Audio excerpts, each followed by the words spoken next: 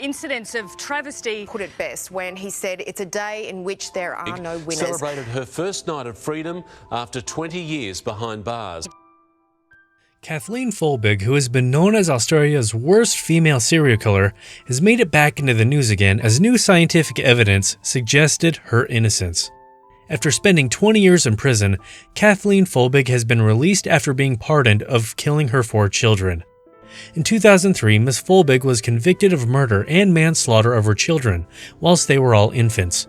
Her then husband has testified against her, and the court had sentenced her to 40 long years. She had 4 children altogether who had all passed away between the ages of 19 days and 18 months. All deaths were sudden and the blame was all on their mother. Ms. Folbigg mentioned she was the only one awake or at home at the time of deaths. She mentioned how she discovered 3 of the children's deaths while she took a trip to the bathroom and the 1 death whilst checking the well-being of her child. Caleb, her first son and eldest child, died in 1989 in his sleep. He had mild laryngomalacia, which he suffered from in his short lifetime. Patrick, her second son, died not long after as a result of a seizure. He had been diagnosed with epilepsy and cortical blindness. Her daughters Sarah and Laura had died in their cots while sleeping. They both had respiratory infections. All 4 deaths happened between the years 1989 and 1999. In 2003, she was convicted of murders and a manslaughter and therefore sentenced to those 40 years. The case included a diary she had written which had been used against her.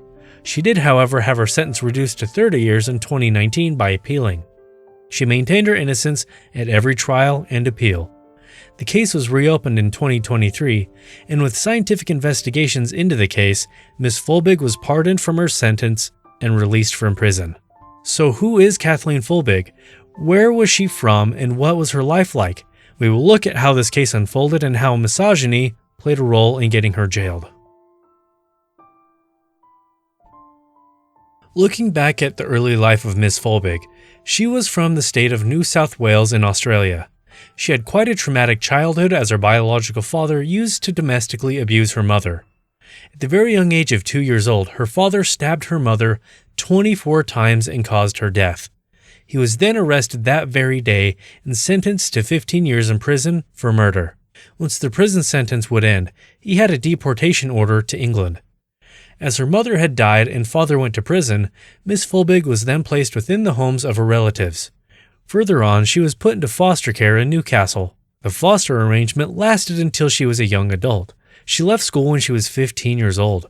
Thereafter, she got married to Craig Gibson Folbigg in 1987, and not long after had their first son, Caleb. Their marriage ended in the year 2000 after the deaths of all 4 children. When Ms. Folbigg was arrested in 2001, there was no substantial evidence presented that directly linked Ms. Folbigg of the crimes. Her then husband had found her diary at home that suggested she could have harmed the children. Other than that, the family history of Ms. Folbigg and her criminal father's deeds added to the weight of the trial, and therefore she got convicted of murder and manslaughter in 2003. She continuously claimed that her children had died of natural causes. So, what caused the deaths of her children? As science investigations were conducted, they found her 2 daughters carrying an extremely rare genetic variation known as Calm-squared G11-4R. And this variation was proving to be the most likely cause of death. This same gene variation is also present in Ms. Folbigg. It has been linked to a rare condition that causes serious cardiac abnormalities. It occurs 1 in every 35 million people. This variation interferes with calcium ion passages into the cells and results in stopping the heartbeat. Both her sons possessed a genetic mutation that was different to Sarah and Laura. However, this mutation had too been linked to serious conditions. This proved the chances of all her children dying in their infancy from cardiac abnormalities was alarmingly high. Science helped bring the freedom of Ms. Folbigg. Ms. Folbigg's lawyer, Rani Rigo, said, "There have been hugely powerful, fierce women backing Kathleen, and I think that a lot of why we are here today is because of them." This was derived because of the immense support from people who were majority women, who had helped push this case towards the new scientific evidence. Ms. Folbigg has been a victim of disguised misogyny. Tracy Chapman, who is Ms. Folbigg's longtime friend, who has known her since kindergarten, has always said she was innocent. She had stood by Miss Folbigg and kept supporting her through the trials and appeals. She was also her emotional support. So, where is Kathleen Folbigg now? Miss Folbigg is now living with her friend Tracy. Her first night of freedom was spent eating pizza and looking at the new technology that developed during her time in prison. She was marveling at the new gadgets such as smart TVs and iPhones. She claimed she finally slept properly after 20 years and enjoyed the basics of life, such as making tea in real crockery cups and using real spoons.